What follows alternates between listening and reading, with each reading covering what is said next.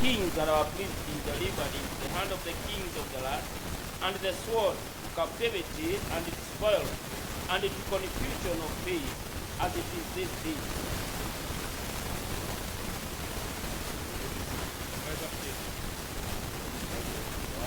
Mungu abariki neno lake.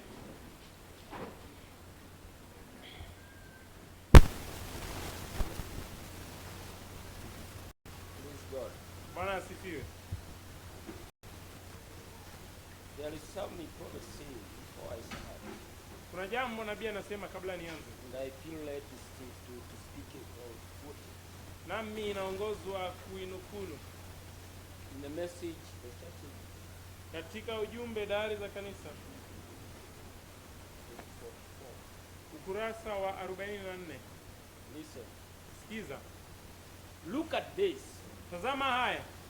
Oh, too many read in the Bible where it say in Act 2 that wengi sana usoma kwenye Biblia ambako inasema katika Matendo ya Mitume mlango wa 2 mstari wa 38. Repent and be baptized every one of you. Tubuni mbatizwe kila mmoja wenu in the name of Jesus Christ. Kwa jina la Bwana Yesu Kristo. For the remission of the sin. Kwa ondoleo la dhambi zenu. And you shall receive the gift of the Holy Ghost. Nanyi mtapokea kipawa cha Roho Mtakatifu. And they just pass light on. Na wanapita tu. They don't see it. Hawaoni. If they saw it, kama wangeliona, by getting in the spirit, kwa kuingia katika roho, they would need to repent. Wangehitaji kutubu. And they baptize in the name of Jesus Christ, in the name of the Lord Jesus. Wabatizwe kwa jina la Bwana Yesu. Then God would be duty bound. Hivyo basi Mungu angekuwa na jukumu to fulfill his word. Kutimiza neno lake. Praise God. Amen. So why people does not receive the baptism of the Holy Spirit? Mbona watu wapokea ubatizo wa Roho Mtakatifu? They don't repent the right way. Hawatubu njia inayofaa. Are we together? Kwa pamoja. Hey, how many are baptized in Jesus Christ? Wangapi wamebatizwa kwa jina la Bwana Yesu Kristo? Inua mkono wako. You are even ashamed. Hata unaibika. That healthy heart, raise it up. Huo mkono wenye afya inue. Hey, there are people. Wewe inua mkono. Praise God. Amen. God has given you a hand. Mungu amekupa mkono. Very strong. Mwenye nguvu mno. And when he said raise you up, you just raise it. Ukiambiwa inua tu. Their hand, they are paralyzed, they go like this. Kuna watu ambao hawezi weka mkono wamedhoofika. It is not possible. Watu ukimwambia ainue haiwezekani. As for you are healthy enough, isn't it? Wewe una afya kutosha. Why don't you thank God for that? Mbona usimshukuru Mungu kwa ajili ya hayo? You know you are used to la Maina. Unajua umezoea ndugu Maina? That's the reason you don't see God. Ndio maana huoni Mungu. Praise God. Bwana asifiwe. But whether you like it or not, ila upende usipende, he is the one who created that heart. Ni yeye aliumba huo mkono. Yeah? Brother Tom. Ndugu Tom. When that leg was huo mguu ulipoumia, the only one who knows the pain you feel. Ni wewe tu ulijua uchungu uliopitia. Now you are able to step like this. Lakini sasa ukiweza kukanyaga hivi, you should thank God. Unafaa umshukuru Mungu. Amen. So people are baptized in the name of Jesus Christ. Watu wamebatizwa kwa jina la Yesu Kristo. I don't want to say raise your hand those who receive the baptism of the Holy Spirit. Sitaki kusema inueni mkono waliopokea ubatizo wa Roho Mtakatifu. But I doubt whether all the hand will raise hand. As for me, I repent. Lakini ninashuku kama kila mmoja atainua mkono na kusema, I was forgiven my sin. Mimi nilitubu nikasamehewa dhambi zangu. Na Mungu akanidhibitishia kwamba amenisamehe by giving me the true baptism of the Holy Spirit. Kwa kunipa ubatizo wa kweli wa Roho Mtakatifu. Praise God. Amen. Because that is the only way you can contact with God. Kwa sababu ndio njia tu unaweza wasiliana na Mungu. Say God is a spirit. Biblia inasema Mungu ni roho. And they that worship him, na wanaomwabudu, they must worship him in the spirit, lazima wamwabudu kwa roho and in truth. Na kwa kweli. That is a true worshipper. Huo ni mwabudio wa kweli. If you have the truth minus spirit, kama uko na ukweli bila roho, you are not a true worshipper. Wewe sio mwabudio wa kweli. If you have the spirit without truth, Kama una roho bila you ukweli, are not a true worshiper. wewe sio A true mwabudio wa worshiper kweli. Mwabudio wa kweli worship God in the spirit anamwabudu Mungu kwa roho and in truth. na kwa And kweli. if you don't have a spirit, Na kama una roho wake, he said you are none of his. anasema wewe sio wake. Don't you think we should ask ourselves? Uwazi tunafaa Don't you tujiulize. think we should seek that spirit? Uwazi tunafaa tutafute huyo roho. Don't you think we should be sure Uwazi tunafaa kuwa makini to get the spirit? ama kuwa na hakika kupata roho. Praise God. Bwana There sifiwe. are people who get who get bad Kuna watu ambao wanajifungua and the child never clap. na mtoto halii kamwe. So that is a dead child. Kwa hivyo ni mtoto mfu. He come through the water, Amepitia maji, the blood, damu, but the life lakini uhai not come in it. hautoki. So what we call it? Basi unahitaji hiyo. That's not a living person. Kwa sio mtu The same anayepumua. thing in the spirit. Vivyo hivyo katika roho. There are people who are baptized. Kuna watu wamebatizwa, They have repented wametubu, in the name of they are baptized in Jesus Christ, wamebatizwa kwa jina la Yesu but they Kristo, never get the spirit, ila hawapati roho, the spirit of Christ. roho wa Kristo. That's what the prophet is saying here, Deep. paragraph 44 of church ages. Ndio ambaye nabii anasema hapa katika People does ukurasa wa not get in the spirit as they are reading there. 44 katika dayari za If you kanisa. get Watu in hawaingii the kwa roho. spirit, Kama utaingia kwa roho, you will continue and they receive the baptism of the Holy Spirit. utaendelea na upokee ubatizo wa Roho Mtakatifu. The Bible says it is for whosoever. Biblia inasema ni kwa awaye Whosoever yoyote, asks. awaye yoyote And the anayeuliza. Bible says when you ask, you Na will Biblia receive. inasema unapouliza When you unapokea, knock, unapobisha Jesus will open. Yesu atafungua, When you seek, unapotafuta get. utapata, You will find. utapata. Praise God. Amina. Brethren, Wandugu, don't you think we need to seek? hamwazi tunafaa tutafute. Praise God. Bwana asifiwe. Oh, there is a time we are told that there are people, to gather people who want to receive the Holy Spirit. Kuna wakati tuliambiwa tukusanyishe watu I wanaotaka think kupokea I Roho received Mtakatifu. the name of one person. Nafikiria nilipokea jina la mtu mmoja tu. What does that tells you? Inakuambia nini? People doesn't care. Watu hawajali. So don't laugh at the people of the day in the days of Noah. Basi msichekelee watu siku za Nuhu.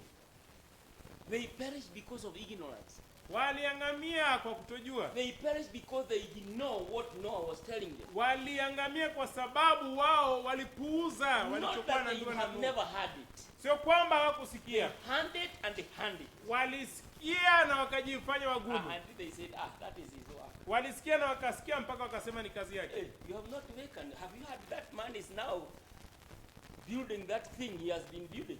Wewe hujaamka, hujisikia huyu jamaa bado anajenga ile Because kitu they alikuwa hear the akijenga. hammer. Kwa sababu anasikia Hey, nyundo. wake up. It's already. Ati wewe It hauko was bana. his duty Sasa every day. imefika. Ilikuwa kazi yake kila siku. Knowing that God spoke to him, Kufahamu kwamba Mungu alimzungumzia, there will come a day.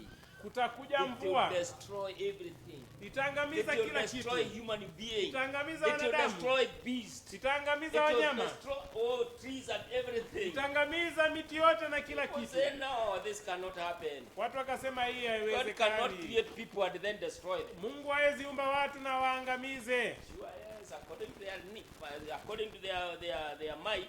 Kweli kulingana na nia zao. But according to the word of God, Ila kulingana na he neno la said, Mungu I will destroy every man alisema nitaangamiza kila by mwanadamu water. kwa maji. Did it come to pass? Ilitimia? Did it come to pass? Ilitimia? It come to pass. Ndiyo, ilitimia. To us is history, Kwetu ni historia, but it come to pass. ila ilitimia. But the spirit that was there, Ila roho it aliyekuwamo is still inside here. bado yuko It is in hapa, our nation. ako It taifani is in the mwetu, world today. ako ulimwenguni leo. Rebellious spirit.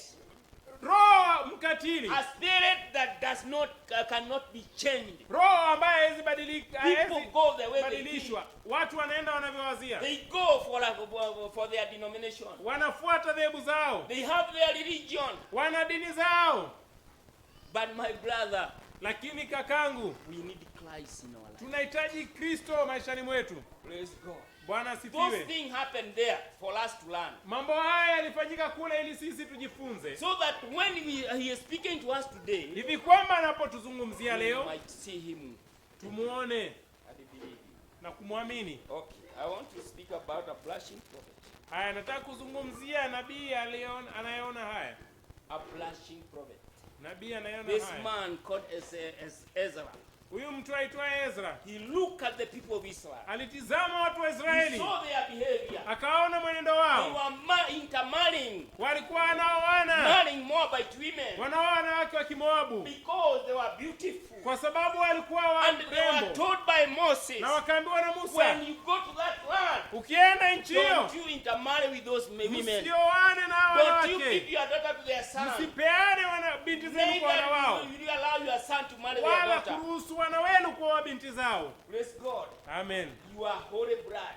Nyinyi ni damu takatifu, Praise God. You are Amen. chosen people. nyinyi ni watu waliochaguliwa. But what do you hear?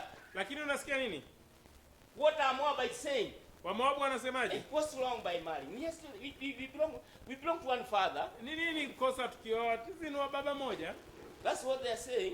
Ndivyo wanavyosema, And even today they are saying like that. na hata leo wanazungumza vivyo hivyo. What's wrong with you people? Nini mbaya? Are you the only people who go to Ni heaven? nyinyi tu mnaenda mbinguni? Brother, Kaka, Enoch was the only person who go to heaven. Enoka ndiye aliyekuwa pekee alienda mbinguni. So don't listen to the people Hivyo usiwasikize and watu take public opinion na uchukue maoni ya umma and reject the word of God. na ukatae neno la Mungu. If the word of God says no, it is no. Kama neno la Mungu limesema la, ni la. Praise God. Amina. You cannot help. I cannot help it. Siwezi nikajisaidia. Praise God. Bwana asifiwe. You are subject to believe what God says. Inakupasa wewe It uamini might hurt anachosema your Mungu. brother. Uende It kamkwaza might ndugu hurt yako, your father. ikamkwasa It might baba hurt yako, your son. ama It imkwase might hurt mwanao, your close friend. ama imkwase rafiki It yako wa doesn't karibu. matter. The Haijalishi. Bible says, Biblia whosoever yasema shall love his father, atakayempenda his baba mother, yake, his mama yake, wife, his mke wake, husband, mume or his wake, son, ama or mwanawe, his daughter, ama binti yake, more than me, zaidi yangu he is mimi, not worthy to be my son. He is not worthy of me. hanistahili mimi. Praise God. So you Amen. have to make a choice. Wewe inabidi ufanye chaguo. Yeah, the people can praise you. Watu wanaweza wakakusifu, And they say you are good brother, good sister. waseme wewe ni kaka mwema, dada mwema, But stand with the word of God. ila simama na neno la Mungu, Don't compromise. usipatane. And I believe the problem we are having, Na naamini shida tulionayo, many people are not born again. watu wengi hawajazaliwa mara ya pili, They don't fear God. hawamwogopi They Mungu, go with experience, not by the Spirit of God. wanaenda kwa ujuzi, sio kwa neno la kwa We shouldn't Roho wa go Mungu. by experience. Haifai tuende kwa ujuzi wetu, We should go by the word of God. inafaa tuende kwa neno la Mungu, Praise God. ama kulingana na neno la Mungu. Ezra was in prayer. Ezra alikuwa kwenye maombi. Here in this book, a Katika- blushing prophet. Kitabu hiki nabii anayeona haya, Paragraph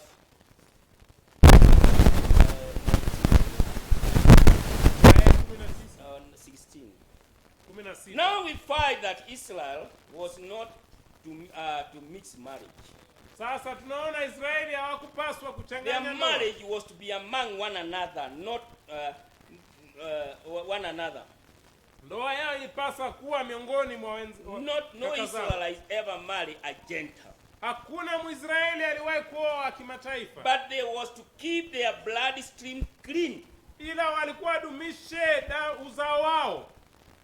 And even till this day, Hata siku ya leo I believe the Jewish blood stream is the cleanest blood stream on the face of earth. naamini Today. damu ya ama uzao wa Uyahudi ndio ulio msafi zaidi ulimwenguni leo, It is the cleanest blood stream. ndio uliokuwa damu iliyo safi kabisa, Is ama the uzao Jew. safi ni They ule are wa still Uyahudi. looking for that Messiah. Bado wanamtafuta yule Masihi, But we know he has already come and their eye were blinded. ila tunajua alishakuja na macho yao yakafungwa, And that we will have a chance of repentance through Christ. ambao wangepata nafasi ya toba kupitia Kristo, Sisi.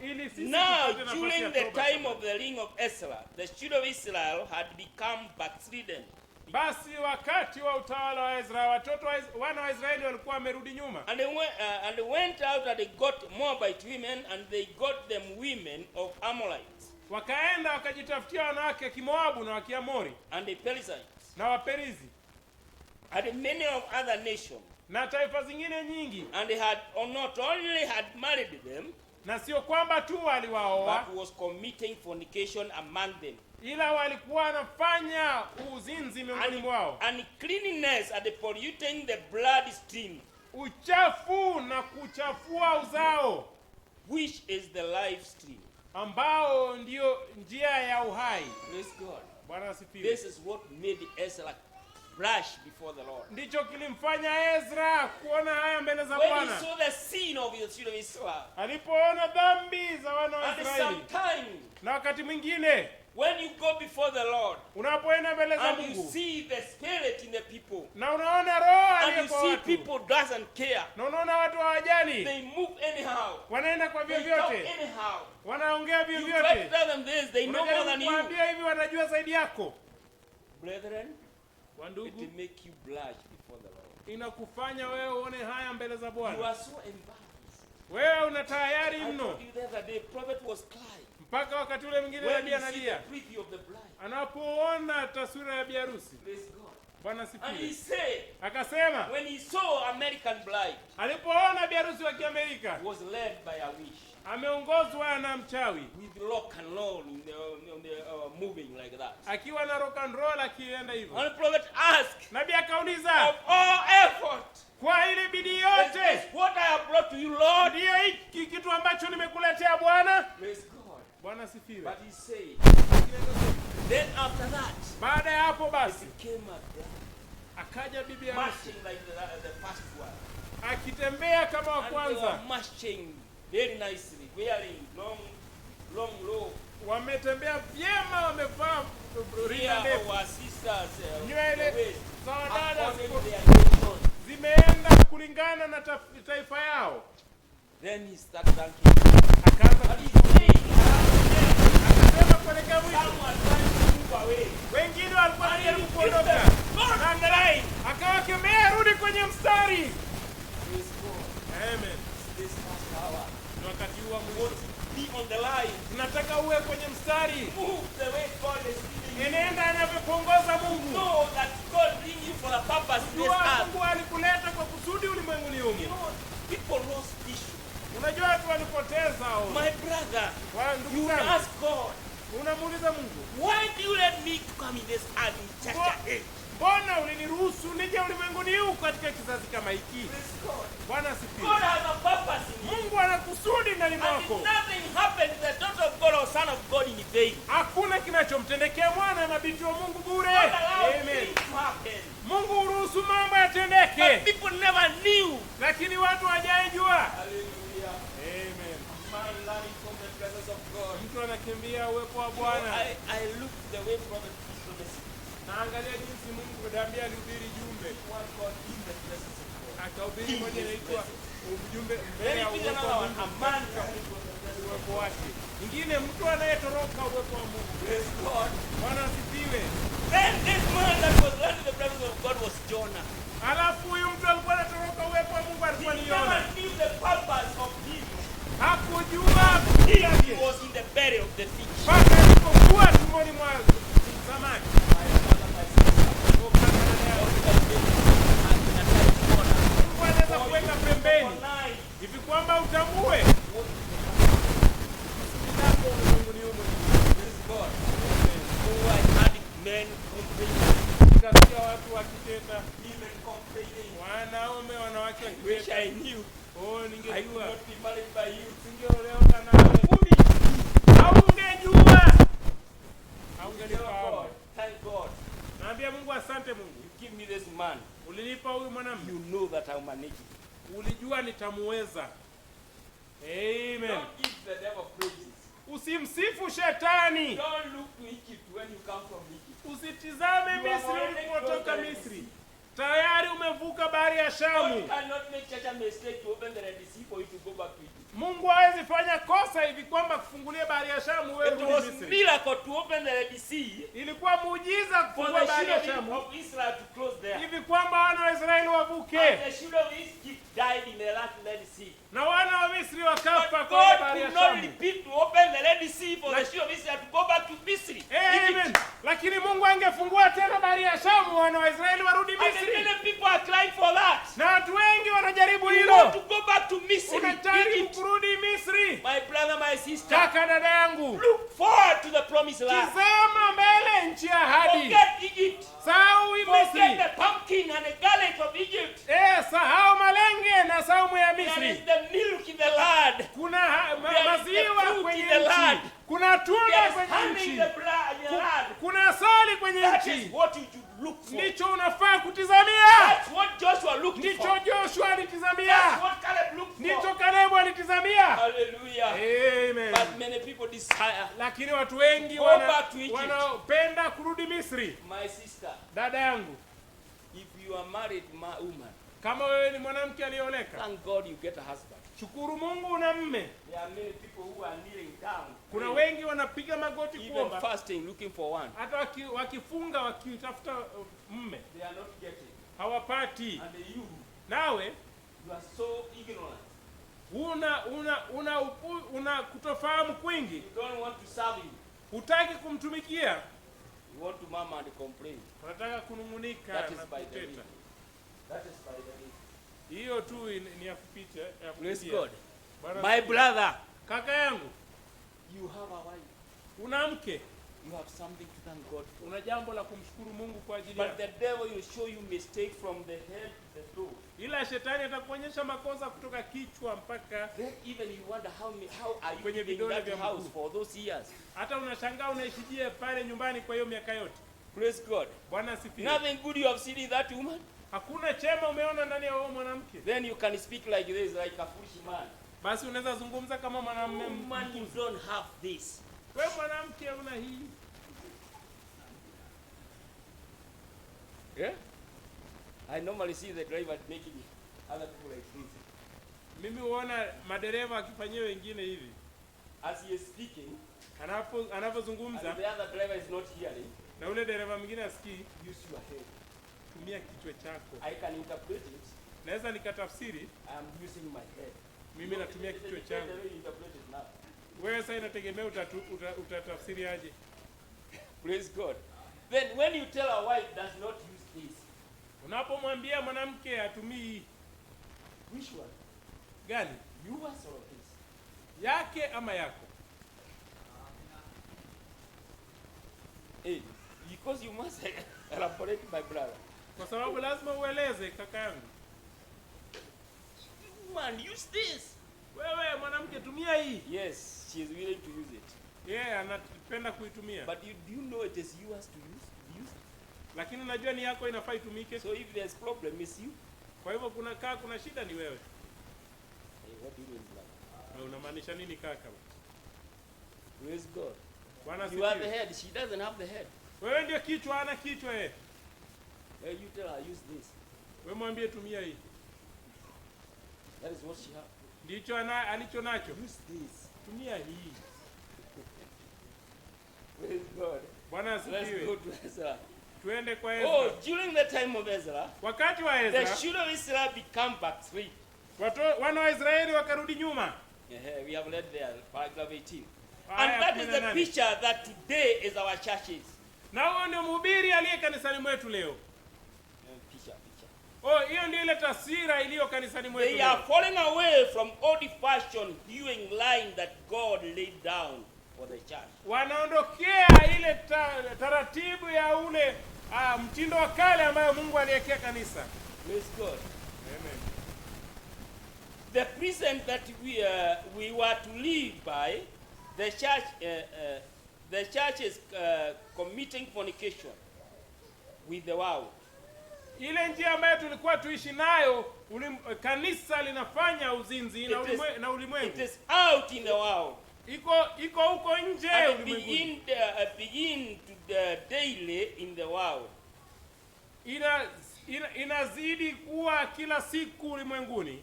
Paragraph 19. And this had imbalanced the prophet so much. Na hii ikamtia tayari nabii sana. When he come before God, alipokuja mbele za Mungu, he blushed in his face. Akaona haya usoni mwake. The first when he heard about it, mara ya kwanza aliposikia, he sent the moral decay of his people.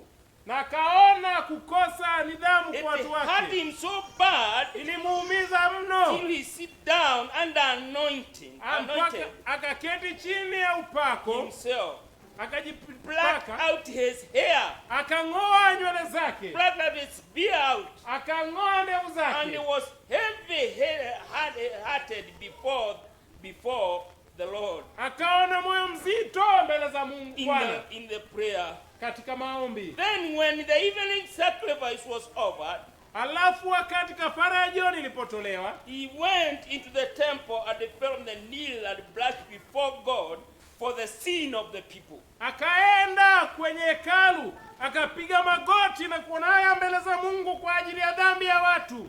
My brother, kakangu, it made this prophet blush. Ilimfanya unabii awe. He was ashamed of himself. Aliaibika. He was wondering. Alishangaa. This is children of Israel. Hawa na Israeli. They were delivered from the Egypt in the mighty hand of the Lord. Walikombolewa kutoka Misri na mkono wa Bwana. Wakaona miujiza Misri. They saw miracle in the wilderness. Wakaona miujiza nyikani. Na bado anafanya mambo kama haya. Make him imbalance. Ingemfanya yeye tayari. Praise God. Bwana asifiwe. He was so ashamed of himself. Akaibika mno. Because of the sin of the people. Kwa ajili ya dhambi ya watu. And sometimes, na wakati mwingine, I normally wonder. Nashangaa. We have been preaching. Tumekuwa shubiri. Prophet said one day in the message, in the message, the stature of perfect man. Nabii akasema wakati mmoja katika ujumbe kimo cha mtu mkamilifu. Nimehubiri hapa miaka 33 short dresses. Kuhusu mavazi fupi. Ninavyozidi kuhubiri, ninaporudi ndivyo inakuwa fupi zaidi. Is my head crazy? Je, kichwa changu kimeruka? Oh, what is it? Ama ni nini? Praise God. Bwana asifiwe. Lakini akasema he was to have patience with the people. Ilibidi avumilie watu. Praise God. Amen. How many times we are preaching here? Mara ngapi tunahubiri hapa? And then people they say, alafu watu wanasema, are you the only one? Ni nyinyi tu. Are you the only one to preach? Ni wewe tu unahubiri. The thing that they normally hear, feel it so bad being touched is the plazaya. Jambo ambao wao usikia ikiguzwa wanasikia vibaya mno ni sindilia. Until they say, mpaka wanasema, I don't care who see me. Sijali nani ananiona. God is seeing you. Mungu anakuona. And you mother, na ewe mama, you are so weak. Wewe ni mnyonge mno. You don't have courage. Hauna ujasiri to face your daughter. Kumwangalia binti yako. You know, it will talk like, what is your responsibility? Ati anazungu, ni nini jukumu lako? There you be answerable. Even you. Hapo hata wewe utawajibika. Yes. Naam. Listen. Sikiza. In a message, katika ujumbe, God provided place of worship. Sehemu iliyoandaliwa na Mungu ya kuabudu. God only provided place of worship. Sehemu pekee iliyoandaliwa na Mungu ya kuabudu. Paragraph 96. Aya ya 96. Listen. Sikiza. And every little jot, everything you must be faithful in it. Na kila alama yote ndogo, kwa kila jambo lazima uwe mwaminifu. It is always the little fine, the little fault that spoils the fine. Oh, ni yule mbweha mdogo ambaye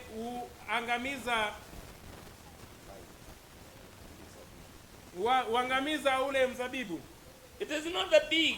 Sio ule mkubwa. It is the little thing you live and die. ni yale mambo madogo ambayo unawacha bila kutenda. It is not to believe the mystery. Sio kuamini siri. The little thing you leave Ni undone. haya madogo ambayo unawacha bila kufanya. Listen. Remember, Sikiza, kumbuka. a chain is only strongest as the weakest link. Nyororo huwa tuna nguvu kadri ya ile sehemu yake iliyo dhaifu mno. Blessed are they that do all the commandment of God, Heri wanaofanya maagizo yote ya that they Bwana, might have light to enter. hivi kwamba wawe na haki ya kuingia. Do all God said. Tenda yote anayosema Mungu. If he said women, you have to have long hair, Kama alisema wanawake and he mnapaswa said kuwa na man nywele told me ndefu, not long ago, na akasema mtu aliniambia sio kitambo, I don't preach clothing religion. mimi sihubiri dini ya mavazi. I said, Nikasema then you are not preaching the gospel. basi wewe hauhubiri injili. That message was preached 1965 November, Huo ujumbe ulihubiriwa when mwaka wa the prophet 65 was about Novemba, to die. karibu nabii afe. Praise God. Bwana asifiwe. If you don't preach clothing religion, you are not a preacher. You Kama are not preaching. hauhubiri dini ya mavazi, wewe basi sio mhubiri, hauhubiri. Praise God. Amen. And I normally say, Nami husema if we use our intellectual mind, tukitumia akili zetu za ufasaha, kwa kweli clothes make what you are. mavazi hukufanya ulicho. Praise God. Amen. If you come here with trousers, brother with trousers, you may confuse. Ukija wewe na suruali ndefu na kaka pia na suruali ndefu, huenda tusitofautishe, Because both of you are having jeans. kwa sababu nyote mmevaa jeans. But the Bible says it's abomination for a woman to put a man garment and a man to put women garment. Kwa sababu Biblia yasema ni chukizo kwa mwanamke kuvaa vazi la mwanamume au mwanamume kuvaa vazi la mwanamke. They are Biblia wearing inasema outer clothes of a man. Women are wearing outer clothes of a man. wanawake wanavaa nguo za nje za And mwanamume, the men are wearing inner clothes of a woman. na wanaume wanavaa nguo za ndani za mwanamke, kaptula hiyo. Praise God. Amen. So clothes make difference. Kwa hivyo mavazi hufanya tofauti. If you go to the hospital, Ukienda hospitalini, you know that is a nurse, that is a doctor. Isn't it? unajua yule ni mkunga, yule ni daktari. By what? Kwa nini? By clothing. Kwa mavazi yao. You go to the washroom, Ukienda kule msalani, and the more they are educated, na jinsi they have not walivyosomeshwa yet any vyema, better way. hawajapata njia nzuri Make yoyote that old show to know kufanya yule nyanya wa kale kufahamu this is lady and this is gentle. hapa ni pa wanawake na hapa ni pa wanaume. It is a woman with a skirt, Ni a mwanamke man with a trouser. aliye na rinda na mwanamume aliye na suruali ndefu. Does your natural thing teach you? Je, mambo ya kawaida hayakufunzi? Praise God. Amen. They still put it like that. Bado wanaiweka hivyo. Praise God. Bwana So asifiwe. when they are doing contrary, Basi wanapofanya it kinyume, shows they are perverted. inaonyesha wamepotoka. By their own way they are Kwa perverted. njia yao wenyewe And by the wamepotoka. way, any Na woman kwa that is kweli wearing a short mwanamke skirt yoyote anayevaa and it is tight skati fupi alafu ni and she is imebana walking like this, na anatembea hivi, look at her. mtizame, She'll move doing like this. ataenda kila saa akifanya hivi. Why should you move it like that? Mbona uko Your ukifanya hivi? conscience is telling you are naked. Dhamira yako inakuambia kwamba wewe uko uchi. A sister with a long dress Dada aliye na rinda ndefu will not care. hata jali Moving like this. akienda ati akiteremsha. La, She's sure I'm wearing decent. yeye ana hakika mimi navaa vyema. This one we are wearing short. Huyu anayevaa Even ile when she fupi sit down, hata anapoketi she must put something on her lap. lazima ikelee kitu kwenye paja The yake. conscience is telling her. Dhamira inamwambia If something fell down, kama kitu she kingeanguka cannot immediately pick it like that. haezi akayokota mara moja, She must do like this, like this, like this. lazima ajipange Suppose kwanza. the child that will fall down like that, Je, ni mtoto and ameanguka maybe has fallen on the fire. na labda Are you ameangukia going to do moto? like this, like this? Je, The child will die. utajipiringisha atakufa? Praise God. Bwana asifiwe. Those little things are undone. mambo hayo madogo ambayo hajafanyika. Those are the great problem. Ndio shida kuu. That is the problem in the church. Ndio shida iliyo kanisani. Those little things that are Hayo undone. mambo madogo madogo ambayo hajafanyika. We don't care. Hatujali. We should care for those people. Inafaa tujali hayo mambo madogo madogo. Praise God, my sister, my brother. Bwana asifiwe I kaka, love dada yangu. you. Nawapenda. And I go before the Lord because of you people. Nami huenda mbele za Bwana kwa And ajili I yenu. can give anything I have Na naweza peana chochote for the nilicho sake nacho of us, for the sake of you people. kwa ajili yenu. Praise God. Bwana Because asifiwe. I know Kwa sababu ninafahamu stand before God nitasimama mbele za Mungu and I'll be judged for what I'm saying. na nitahukumiwa kwa yale ninayosema mbele yenu. Praise God. Amen. And also you'll be judged for what you are hearing from me. Nawe utahukumiwa preaching kwa the yale truth. unayosikia kutoka kwangu. Kama If mimi I'm nahubiri preaching the ukweli, truth, kama nahubiri ukweli, then God will judge you with it. Mungu atakuhukumu nayo. Praise God. Amen. Remember, people are judged by what Noah preached. Kumbuka watu walihukumiwa na alichohubiri They Noa. never believed in Noah. Hawakumwamini Noa, But God judged them according to the word of Noah. lakini Mungu aliwahukumu kulingana na neno la Did Nuhu. they perish? Waliangamia? They all perished. Wote waliangamia. Did they call Noah? Walimwita Nuhu, They called him. walimuita. But Noah was inside the ark. Lakini Nuhu alikuwa He ndani ya could not come safina, out. hangetoka They nje. could not get in. Wao wangeingia ndani. The time was over. Wakati ulikuwa umeisha. Praise God. Bwana asifiwe. Hallelujah. Amen. Listen, Sikiza. this man. And paragraph 21. What we need today is some men, some prophets with enough God in their heart to Haya, blush ishirini in the presence of God. na moja. Tunachohitaji leo ni nabii aliye na haya ya kutosha kuona aliye na tayari ya kutosha kuona haya mbele za Bwana. You know, to approach that mighty God Wajua kumwelekea yule Mungu mkuu in his presence. uweponi mwake. When Isaiah was in the presence Wakati of God, Isaya alikuwa uweponi mwa he Mungu, recognized that alitambua he is a sinner. kwamba yeye ni He mwenye dhambi. recognized he Alitambua was living with a sinner. alikuwa anaishi He na wenye knew dhambi. that his mouth was not clean Alijua mdomo wake sio msafi. until the seraphim took the coal of fire Mpaka Serafi And akachukua touched kara the mouth. moto na akaguza mdomo and they cleansed him. na That is akamtakasa. the time now he was ready to move. Ndipo alipokuwa tayari And this kuenenda. man called Na Ezra, huyu mtu aitwaye Ezra, before the presence of God, mbele ya uwepo wa Mungu, he blushed.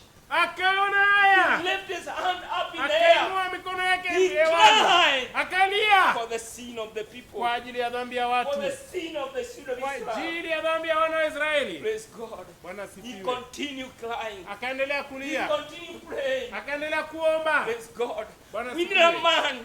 Tunahitaji mtu, We need a woman. tunahitaji mwanamke, Somebody who is dedicated to the Lord. mtu ambaye Who amejikabidhi kwa can Bwana, call God and God ambaye come anaweza down. kuita Mungu na Mungu ashuke.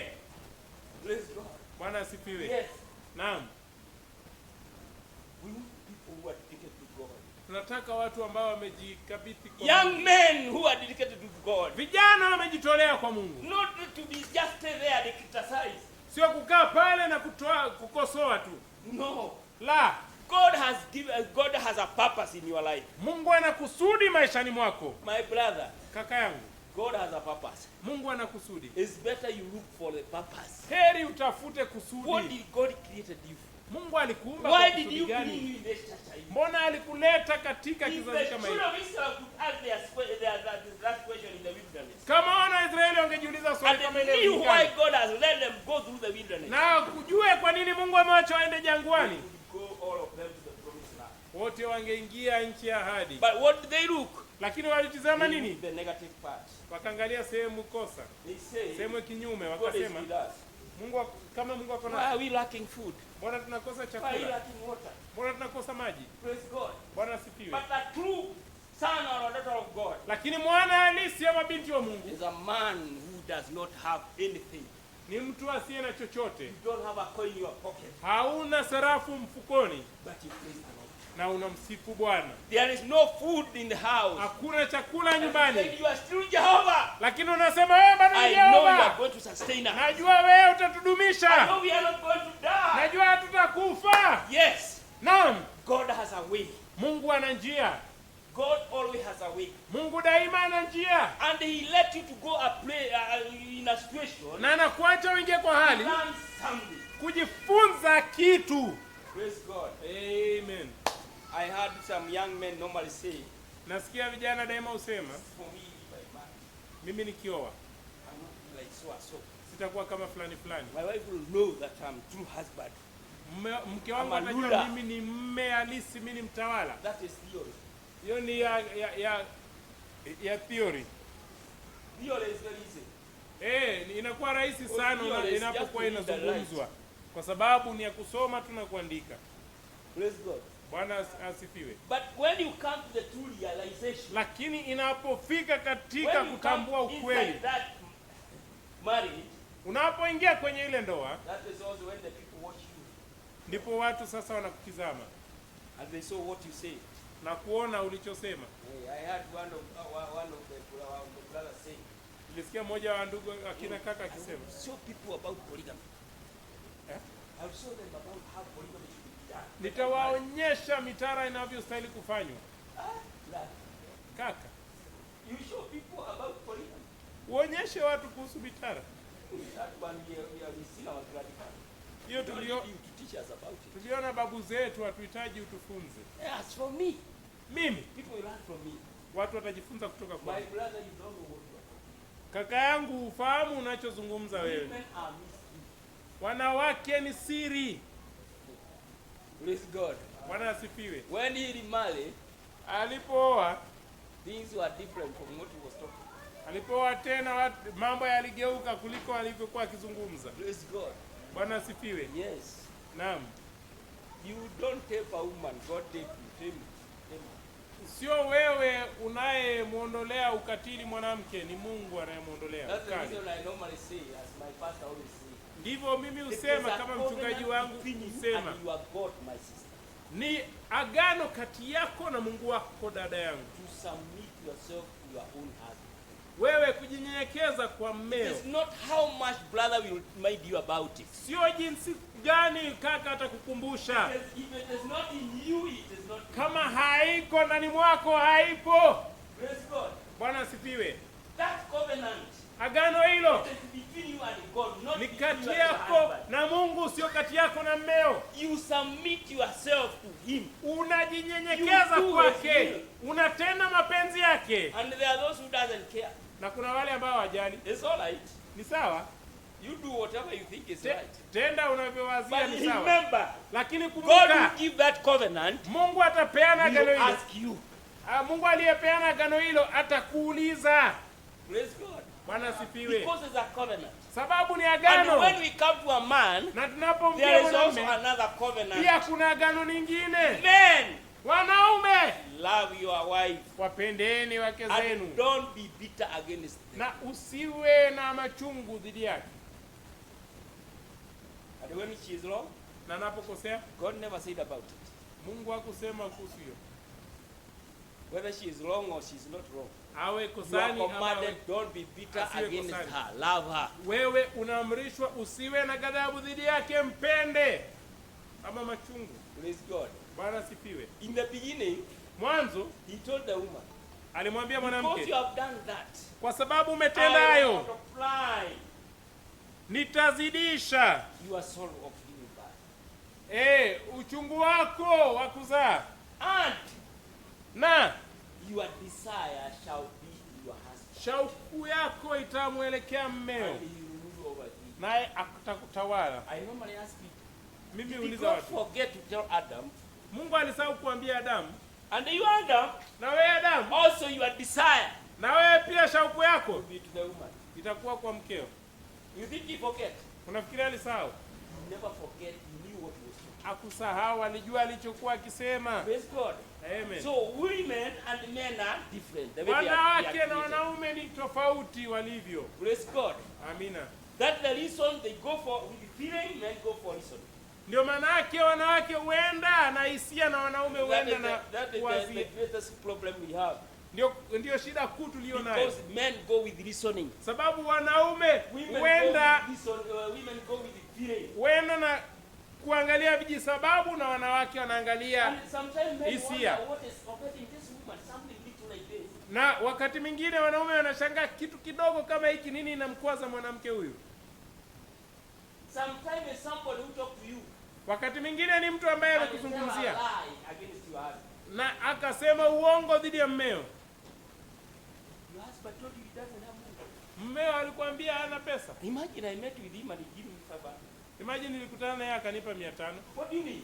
Unamaanisha And nini? I asked him for money this morning and he never gave it. Nikamuuliza hela asubuhi ya leo hakunipa chochote. Una uhakika? Let him come. Acha aje.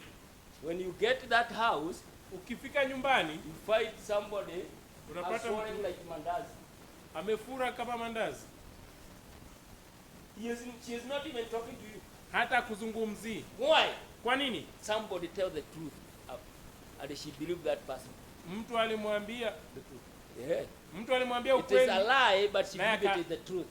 Ni uongo na huyo mtu huyo mwanamke akaamini ni ukweli. Praise God. Amen. They don't listen. Wao hawatoi visababu. Praise God. Bwana You asifiwe. don't even ask yourself, why is this woman telling me this thing? Hata ujiulizi mbona huyu mwanamke Even if ananiambia my haya maneno. husband has given her 500. Hata kama mume wangu amempa What is 500. the intention of her telling me about it? Nia yake ya kuniambia ni gani? Because if you ask yourself just a question, Kwa sababu ukijiuliza swali kama lile, you will see. utaona, You will say, let me wait for my husband wacha nimsubiri mume wangu and ask him about it. nami nimuulize kulihusu. Then when the husband comes, you ask him, Mume akija unamuuliza, who told you? nani alikwambia? Many women say, she told me that I should not mention her name. Ati yeye aliniambia nisimtaje jina. Immediately you told me like that, I know that is the devil. Mara unaniambia hivyo, najua huo ni pepo, huo ni shetani. Praise God. Because Bwana if it's a asifiwe. genuine person, Kwa sababu kama ni mtu you will mkweli, not fear to stand at witness. hata ogopa kusimama na kuwa Yes, shahidi. you did Naam, this. ulitenda And so haya and so was there. na fulani fulani alikuwa But you hapo, want to inject something in your wife, lakini unataka and she kuweka wants kitu you kwa to mkeo believe it na anataka wewe uamini without questioning. bila kuuliza swali. As a Christian, Kama Mkristo I don't believe that. siamini hayo, I don't believe who talked siamini to na my wife. nani alizungumza na mke wangu. I normally say even the neighbor. Mimi sema hata jirani. I call one of them, I told you, you have been doing this and this. Nilita mmoja wao nikamwambia umekuwa ukifanya haya na haya. She became the person, you are entering about, you are going to be called for a case. Ati wewe unaingia kwa mambo ya watu utaitwa kesi. Yes. Yeye ndiye alianza kuambia watu. I like case. You don't say, mimi sitaki kesi, sitaki my Mimi napenda kesi, watu Sitaki wanasema, kesi na "I sisi don't ni like sisi ni casing." mahakimu. You don't like casing and you are judges. We are going heaven to judge people. Tunaenda mbinguni Even kuhukumu the watu. angels, then you tell me you don't like Hata it. malaika na unasema upendi kesi. Something is wrong with you. Wewe kuna jambo kosa nawe. Praise God. Bwana asifiwe. Oh my. Ole wangu. Let's continue. Tuendelee. And God was doing the way he was doing, what a disgrace we have brought to this place, the more of our people. Na Mungu alitenda alivyokuwa akitenda. Na je, ni aibu gani tumejiletea juu ya tabia za watu wetu ama uadilifu? Paragraph 23. Aya, And when you see a servant of God na unapoona mtumishi wa get Mungu so sincere akiwa mkweli mno till he is on his face with his hand up in the air, mpaka kwa usoni mwake na mikono yake juu hewani, praying to God akiomba Mungu and blushing because of the iniquity of the people, na akiona haya kwa ajili ya uovu wa watu, we are going to see a revival start. tutaona ufufuo A man ukianza. cannot lay on the presence of God. Mtu anaweza jieka sana mbele ya Church uwepo wa Mungu. cannot stay in the presence of God under repentance. Church. Kanisa haliwezi kaa mbele ya Mungu, uweponi mwa Mungu chini ya toba, Unless the Holy Spirit come down and give an action and the power to start a move of God in among the people. ila Roho Mtakatifu aje na kutoa kazi na kuanzisha mwenendo wa Roho Mtakatifu Just miongoni mwa God watu. to be. Ndio hivyo inafaa kuwa. Show me a man. Nionyeshe mtu. Show me another Calvin and the Connects at the Finney. Nionyeshe Calvin Cox mwingine na Finney. And any of those who na Sankey ama mwingine feel yote the burden of the people. Ambaye walisikia mzigo wa watu. That will lay on their face and cry. Ambaye angelala usoni mwao na kulia. Na kusema Bwana. Send us John Smith of Baptist Church. Tutumie Yohana Smith wa kanisa la Kibaptisti. Who prayed all night. Ambaye aliomba usiku wote. For the iniquity of the people. Kwa ajili ya uovu wa watu. Until his eye would be swollen. Mpaka macho yake yangefura. The next day from the weeping. Till his wife would lead him to the table. Yangefura yafungane kutokana na kulia mpaka mke wake ingebidi amuongoze kwenda mezani. And feed him the breakfast out of a spoon. Naye amlishe chakula kiamsha kinywa kwa John Wesley again. Nionyeshe Yohana Wesley tena. Fireblood snatched from the fire. Kitu cha moto kilichotolewa motoni. It will show you a revival. Itakuonyesha ufufuo. Praise God. Amina. Brethren, kwa ndugu, preaching kuhubiri cannot change you. Haiwezi kubadilisha until mpaka accept ukubali that God is speaking to you. Kwamba Mungu anakuzungumzia. That's one thing. Hilo ni jambo moja. If you accept it, ukilikubali, because when I see the way the enemy is moving, kwa sababu nionapo jinsi adui anavyoenenda, inaniambia kwamba hata maombi wengi hawaombi. They don't break through. Hawapasui kina. Amina. Something is wrong somewhere. Kuna kosa mahali fulani. Can you admit that you are backslidden? Unaweza kubali kwamba umerudi nyuma? And when we finish, you go upon the Lord and tell God, remember me. Na tutakapomaliza umuite Bwana, umwambie Bwana nikumbuke. Because kwa sababu backsliding is one thing. Kurudi nyuma ni jambo moja. To accept you are backslidden, lakini kukubali umerudi nyuma ni jambo lingine. Praise God. Amen. Because the Bible tells me, kwa sababu Biblia inaniambia, one sinner, mwenye dhambi moja, ready to repent his sin, akiwa tayari kutubu dhambi zake, the angel rejoice in heaven, inafanya malaika mbinguni wafurahie people who are righteous, kuliko watu 100 walio na haki, who does not need any repentance, ambao hawahitaji toba. And throughout what I know, na kwa mambo yote ile najua, kila kinaleta Mungu chini ni moyo uliovunjika. Ndicho kinachomleta Mungu, kilichomleta Mungu chini siku za Ezra. Ezra alipokuwa kwa maombi, if you continue reading that story, ukiendelea kusoma hadithi hiyo, utatambua he was gathered my people. Alizingirwa na watu. The priests come to him. Makuhani walimjia. They were ready to divorce those strange women. Walikuwa tayari kuwataliki wanawake wa kigeni. Wakaanza kulia naye. Wakaanza kulia mbele za Bwana. Bwana asifiwe. Na ndicho ninachoamini. Kwamba unapojitambua, mwana mpotevu, inanifunza mengi. Hakuhesabiwa haki. Hakutenda mema. Alitenda maovu mbele ya Baba.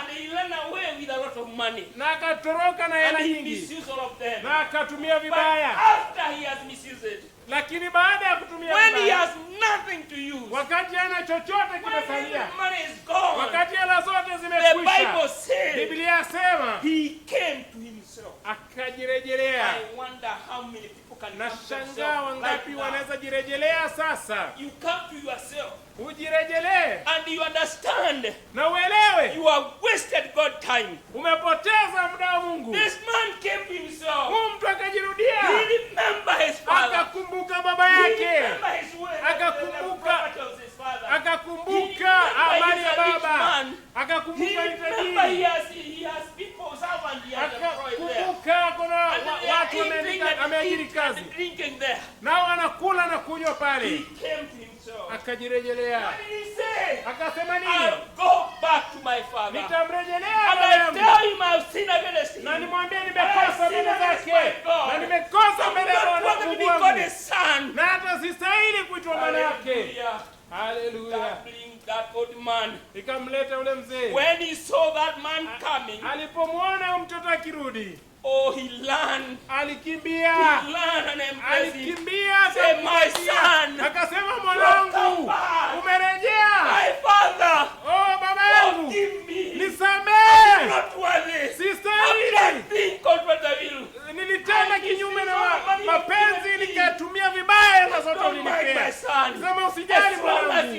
that you come back. Uko sahai na umerudi. Welcome home. Karibu nyumbani. Hallelujah. Amen. If God can get one man, Kama Mungu anaweza pata mtu mmoja, Mungu anaweza pata mwanamke mmoja ambaye anaweza sema hivyo. Bwana, I realize natambua I'm not be moving the way I should. sijakuwa nikienda I'm not be walking ninavyostahili. the way I should. Sijakuwa nikienda I'm not be praying ninavyostahili. the way I should. Sijakuwa nikiomba I'm not ninavyostahili. living the life I should.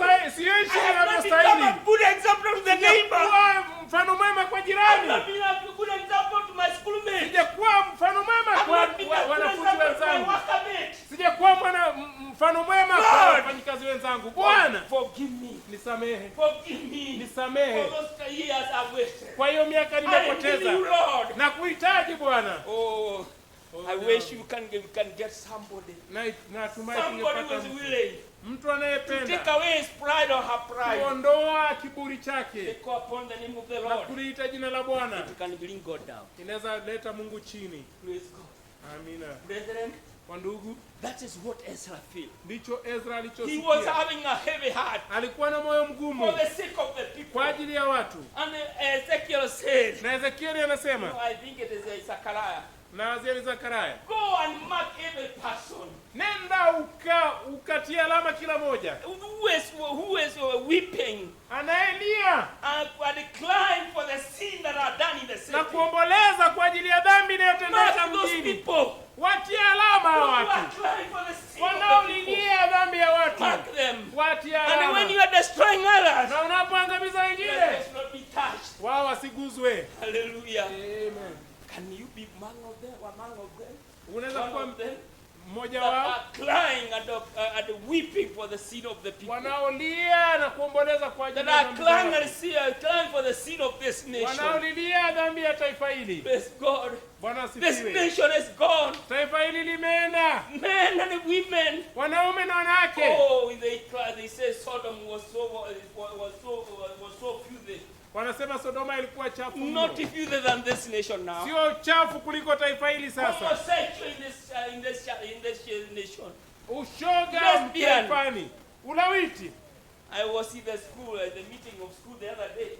Nilikuwa mkutanoni mwa shule And they juzi. were saying, Na alikuwa anasema, when you see your girl, unapoona msichana wako, he has a girl moving with them and he doesn't want to leave one another. wako na msichana wanatembea pamoja na wataki kuachana. Maybe the house is not, their home is not far from their home.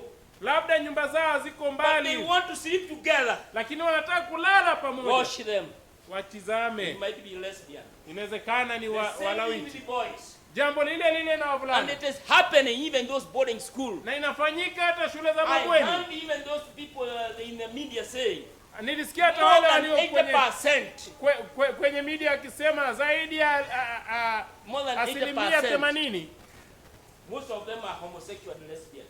wengi ni washoga na walawiti kule shuleni. You know, they justify themselves Wajua anajihesabia haki in homosexual. kwa washoga, There is no pregnancy.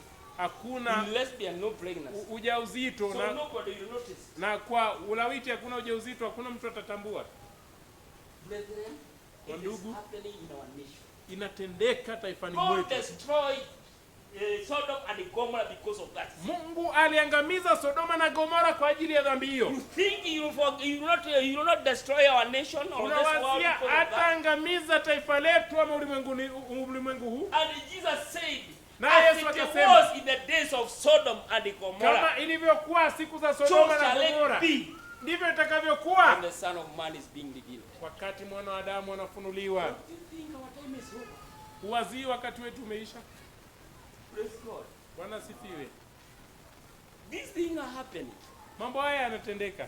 And then you get people who are called Christian. Alafu unapata watu wanaoitwa Wakristo Formal. wa kawaida, Powerless. wasio na nguvu, They don't know right or left. hawajui kushoto wala kulia, Yet they know it all. You cannot correct them. nao wanafahamu kila jambo, huwezi ukawarekebisha. Something is wrong somewhere. Unakosa mahali. Can we pinch our conscience? Je, tunaweza tukagusa dhamira Ask yetu? ourselves, Lord, Tujiulize, Bwana, am I pleasing you the way I'm doing? je, nakupendeza ninavyotenda? Am I living the way I should?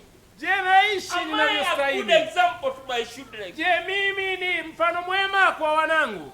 Am I a good example to my husband? Je, mimi ni mfano mwema kwa mke ama mume wangu? Praise God. Bwana asifiwe. Because kwa sababu the closest neighbor to you is your children and your wife. Jirani wa karibu mno ni mke au watoto. They know whether you are Christian or not. Wanajua kama wewe ni Mkristo au la. Yes. Naam. They know that. Wao wanafahamu. Why? Kwa nini? They understand. Wanaelewa. Sometimes you can do something and they should tell, hey, pastor never say like that. Wakati mwingine unaweza fanya jambo alafu watoto wanasema mchungaji hakusema hivyo. And you think they don't get anything. Na wewe unawazia hawapati chochote. Praise God. Bwana asifiwe. I remember, I think there was a time it was preached how women should welcome their husband. Nakumbuka kuna wakati ilihubiriwa jinsi wanawake wanafaa kukaribisha waume zao. And one of the husband enter in the house. Na mmoja wa waume akaingia nyumbani. And they should ask the mother, hey ma'am, pastor said you should welcome your husband. Na watoto wakauliza mama, mke, mama, mchungaji alisema unafaa kumkaribisha mmeo. Ni aibu. Unakumbushwa na mtoto. And you are in the same church. Na mko kanisa moja. What tells you? Inakuonyesha nini? Your thought was very far. Akili zako zilikuwa mbali sana. Ni maneno ya okay. Those are okay and minus words. Sawa, hakuna shida. Lakini watoto wanaipata. Praise God. Bwana sifiwe. You'll be judged by them in the days of judgment. Utahukumiwa nao siku ya hukumu. It will be not a surprise. Haitakuwa jambo la kustaajabisha. They shall tell you, ma'am, as for you cannot get in. Mama, wewe huwezi ingia. Because you never used to do what the word say. Manake huko unafanya neno linavyosema. Praise God. Bwana asifiwe. Tahadhari. Praise God. Bwana asifiwe. Oh. We need a revival, paragraph 30. Aya 30. Tunahitaji ufufuo.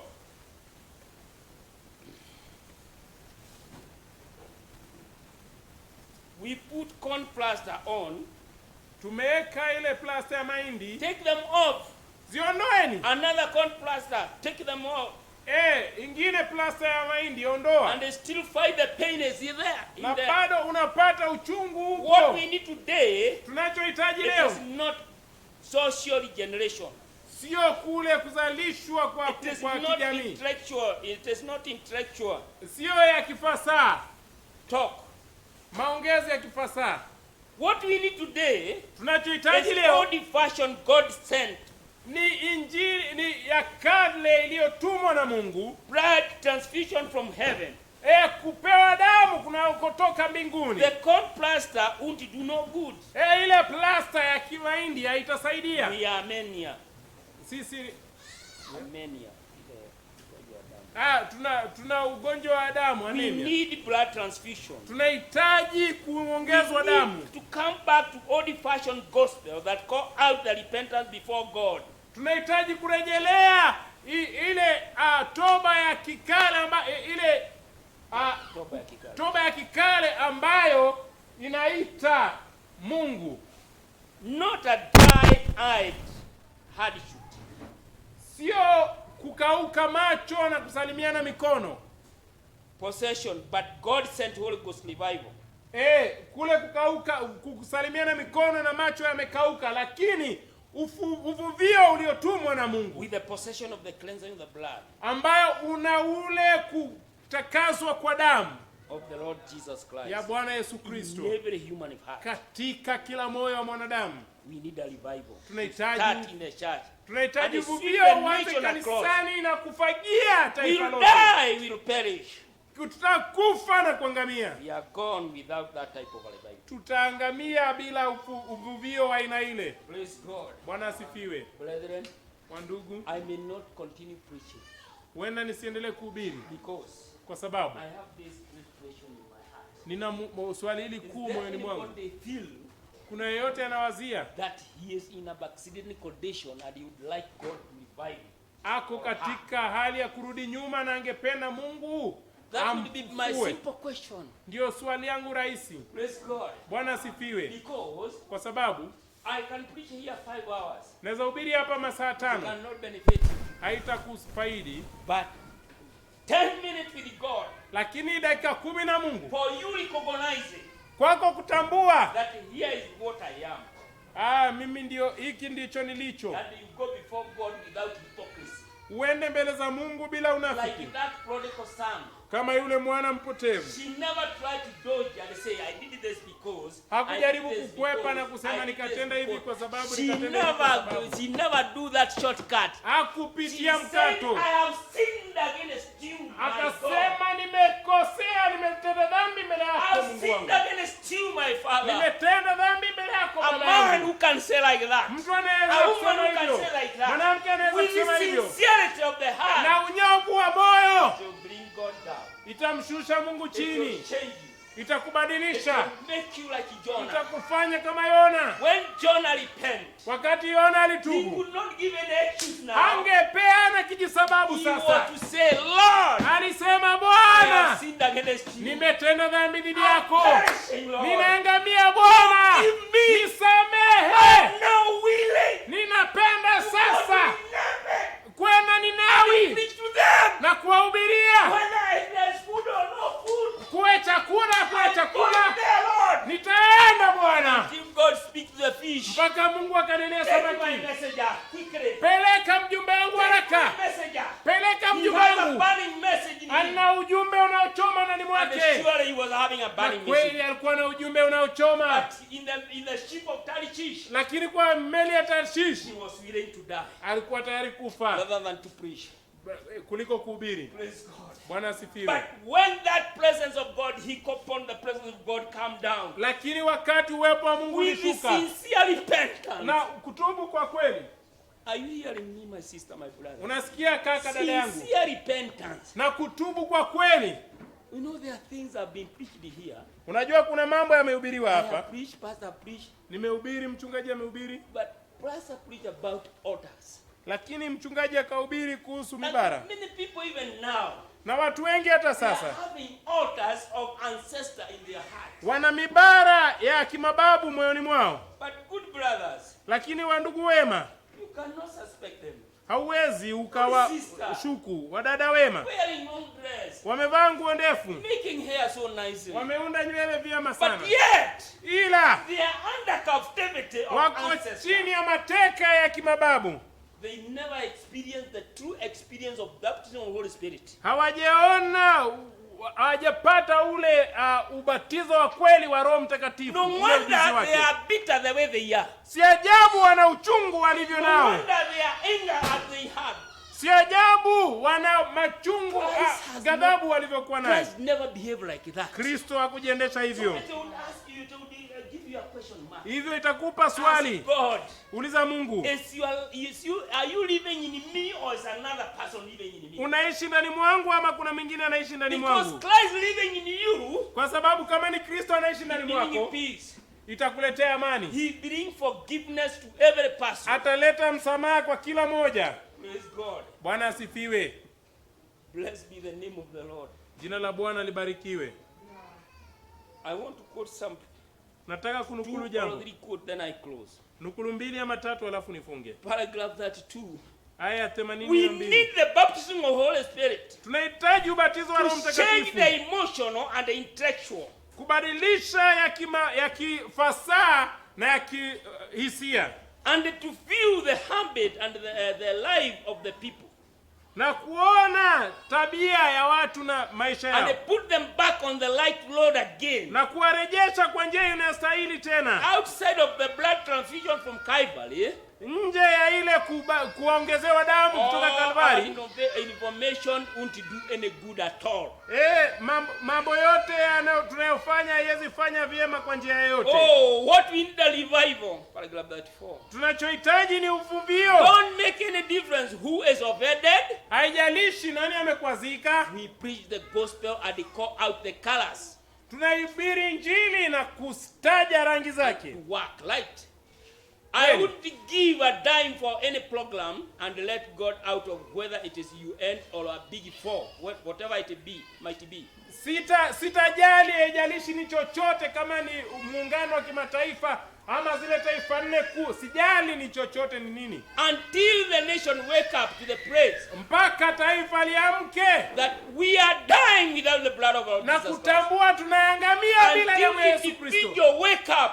Na kila mtu binafsi aamke. Because we are dying. Kwa sababu tunakufa. The reason we are dying without is without the original. Without the original. Sababu tunaangamia ni kwa sababu tunakosa ile asilia. The way remedy, the cure that God gave us at Calvary. Ile tiba ya mbele, ile halisi ambayo Mungu alitupea Calvary. No wonder it make a man blush. Si ajabu ikamfanya mtu kuona haya. No wonder a true preacher. Si ajabu mhubiri wa kweli look upon the congregation akitizama kunganyiko and try to lead them before the throne of God na kujaribu kuwaongoza kuelekea home, kuelekea kiti cha enzi cha Mungu, find them smoking cigarettes, na rudi kwao kuwapata kwa sigara to each other, na wakisema mizai sio ya kufaa kwa moja mwingine, in the backyard with beer and a party walking around, na kule nyuma kwenye nyumba zao wako na mzaa na bia na wanafanya their young women at the middle age and so forth, even grandmother with a little short on. Na kule mtaani mabinti wa mama na hata nyanya wakivaa kaptula, mother out on the street with the baby on the arm, mama kule mtaani na mtoto amembeba, dress sexy enough to attract the attention of a bootlegger, amevaa jinsi jinsi ya kuvutia kimwili ambaye itamvutia mtu yule mlevi kabisa. Walk in the street and they calling themselves Christian. Akitembea mtaani na kujiita Mkristo. It would make any man of God blush. Ingefanya mtu yote wa Mungu aone haya. It bring such a person in the presence of God. Ikileta mtu kama yule uweponi mwa Mungu. My brother, my sister. Kaka, dada yangu. You may not be guilty of dressing. Huenda wewe una hatia mavazi. You wear nicely, but sometimes people wear nicely when they are coming to the church. Unavaa vyema, lakini wakati mwingine watu huvaa vyema wanapokuja kanisani. Other times they don't care whether they wear see-through dress or whatever it is, they don't care. Wengine hawajali kama ile vazi inaonyesha ama ni chochote, hawajali. Praise God. Bwana sifiwe. But my brother, ila kaka yangu, my sister, dada yangu, I believe this word is the meter. Naamini neno hili ndilo mita. Sisters, dada, I believe almost every sister before you come out of your house, ama ndio kioo. Naamini kila dada kabla utoke nyumbani unatumia kioo. Take a mirror and look on yourself. Chukua kioo ujitizame. If you find the hair is not make up nicely, you make it, isn't it? Ukipata nywele haijaundwa vyema unaunda. If there's a dot on the face, you remove it. Ukipata kuna sehemu usoni unaondoa. So now, hivyo basi, the word is our mirror.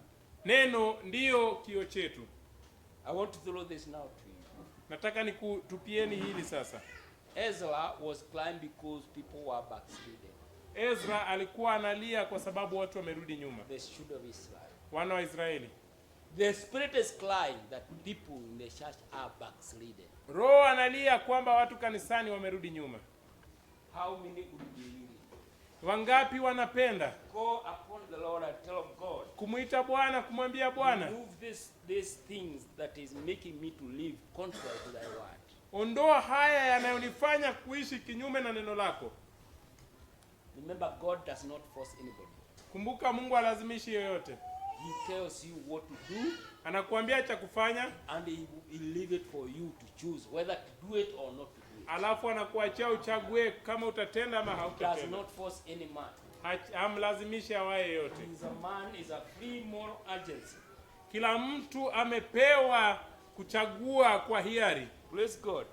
Amen. And even the life, you choose how to live. Hata maisha unachagua unavyoishi. You can choose to live in the up country. Unaweza chagua kuishi mashambani. You can choose to live in the city. Unaweza chagua kuishi mjini. You have your own choice. Wewe unachagua lako. As long as you are beyond 18 years. Mradi wewe una zaidi ya miaka 18. You not choose where to live. Hata serikali will itakuchagulia. not choose for you, isn't it? Amina. It is you to choose where to Ni live. wewe ujichagulie. It is you to choose whether you marry or you not marry. Ni wewe uchague kama utaoa ama hautaoa. It is still a choice. Ni chaguo lako. It is you to choose Ni wewe whether you are kuchagua going to live for God or not. kama utamwishia Mungu au la. And the Bible says, Na Biblia yasema, you are lukewarm.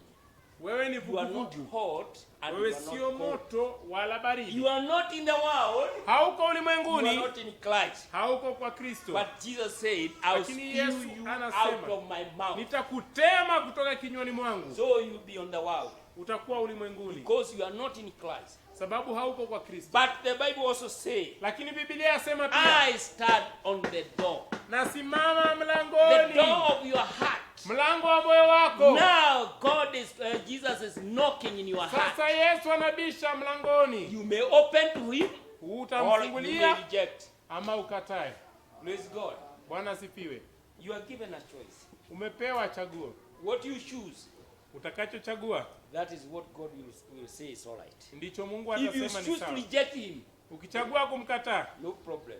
hamna shida. If you accept him, Ukimkubali, then basi ask, what should you do? uliza utende lipi? A blushing prophet. Nabii aonaye haya. A prophet who was ashamed because of the sin of the people. Nabii aliyotayarika kwa I ajili ya believe dhambi we za should be watu. ashamed because of our sin. Naamini tunafaa tuwe na I tayari believe kwa we ajili should ya be dhambi ashamed zetu. for what you have been doing. Tuwe na tahayari kwa yale ambayo tumekuwa tukitenda. God is willing to come back in us. Mungu anapenda kurejea God ndani is willing mwetu. to bring a revival in your life. Mungu anapenda kurejesha uvuvio maishani mwetu. Brethren, Wandugu, may God help us. Mungu atusaidie. May God help us.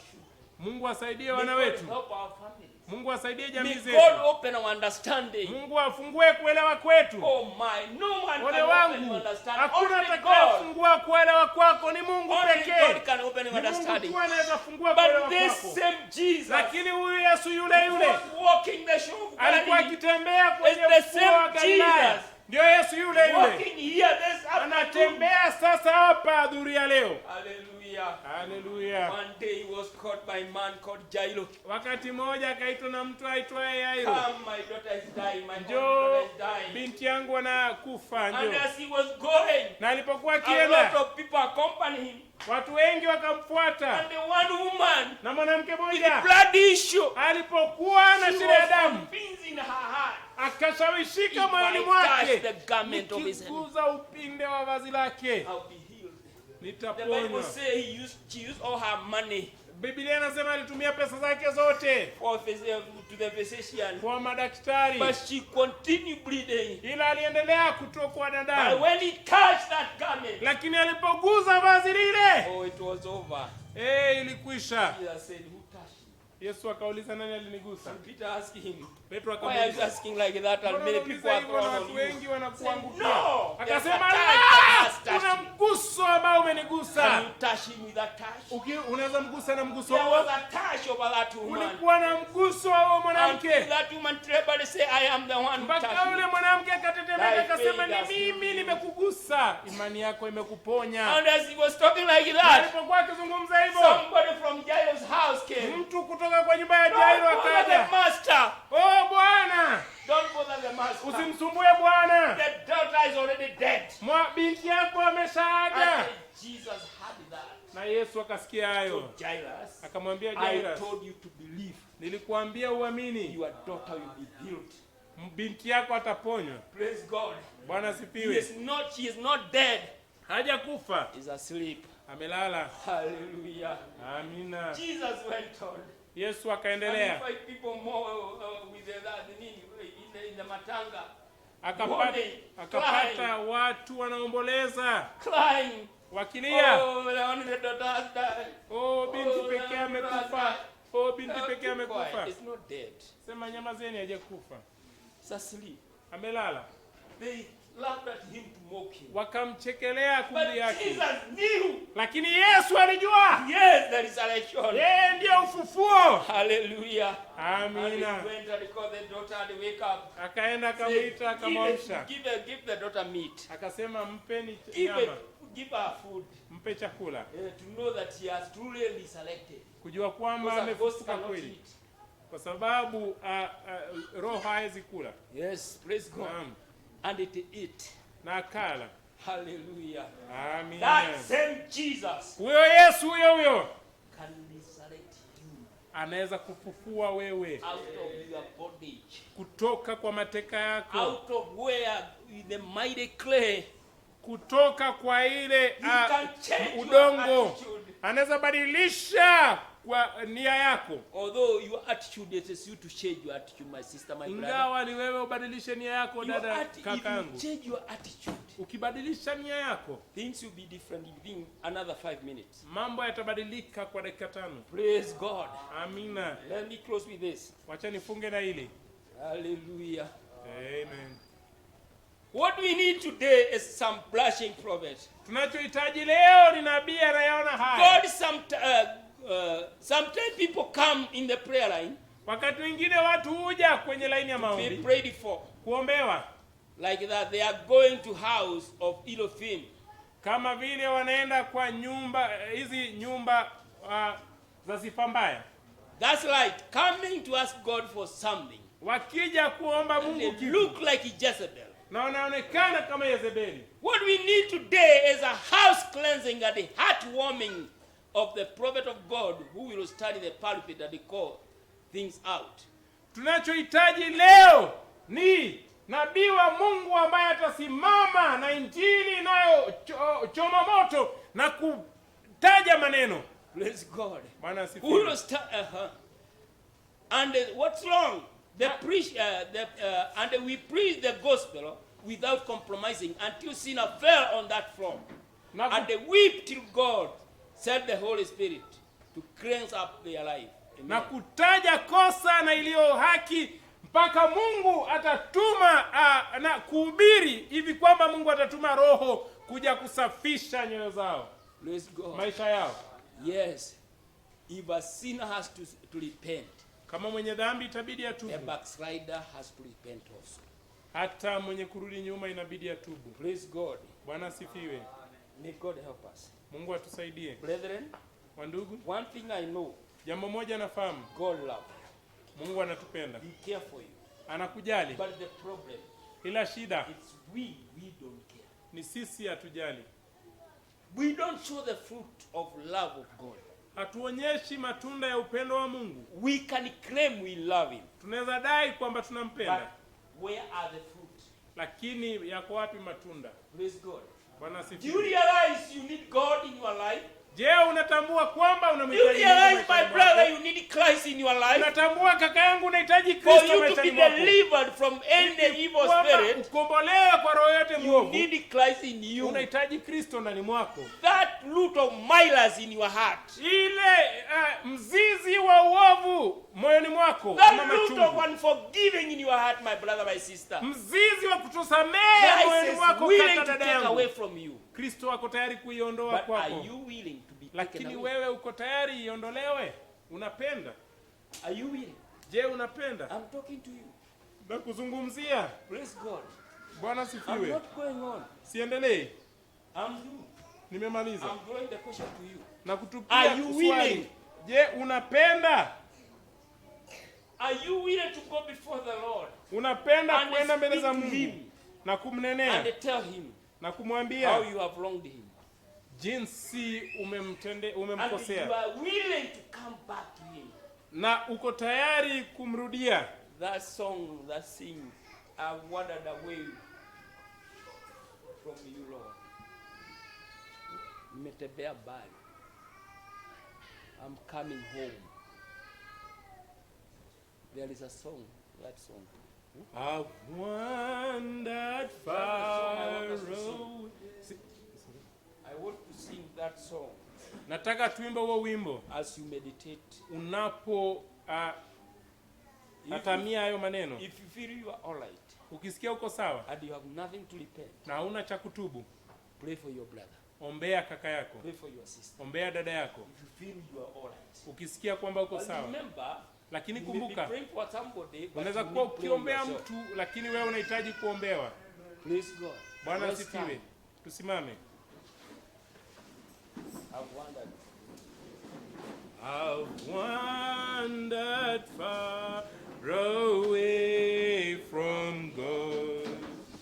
Now I'm coming home.